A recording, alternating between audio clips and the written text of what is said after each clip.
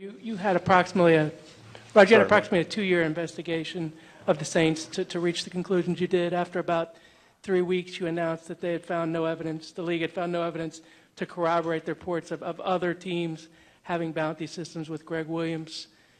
Are you satisfied that a thorough and complete attempt was made to uncover evidence in the cases of the other teams? And if not, why not? Well, several points, Mark. First, let's be clear, and we discussed this with the clubs today. I think it's fair to say that non-contract bonus payments have been happening around the league more frequently than we'd like, and that is going to be discontinued. The problem is those payments escalate, and you get to what is more specifically referred to as bounties, where you're targeting players for injury. We have not found any evidence that that's happening around the league, where players, coaches, or anybody else have identified players to take them out of a game. We will continue to follow up on any information we have. We will not resist anyone who comes forward with that. We will look for continuing violations, and if we find it, we will aggressively pursue it. Maybe you clarify from that with the difference between bounty and other kiddies in the National Football League that a lot of players use for team camaraderie. Sure, it's a good question.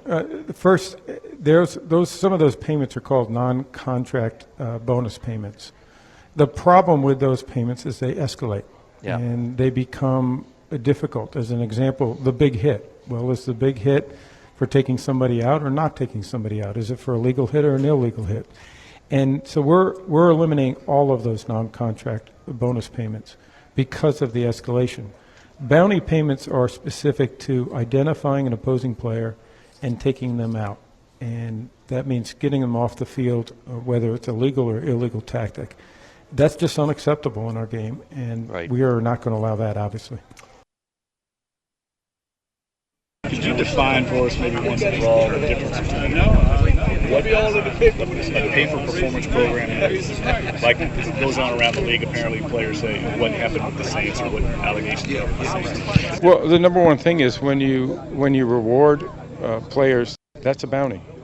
That's not pay for performance, that's a bounty. And that's what the players, and I believe Coach Vitt said, occurred. And that's what our evidence indicates. Did they admit that early on, or did they ever? We have evidence. They admitted later, but did they admit it early? Yes, we've had evidence of that all along. Well, obviously there's still a divide, sort of a semantics divide that they don't think that's not semantics. Can I do it? That's not semantics. Right. Okay, they understand the rules.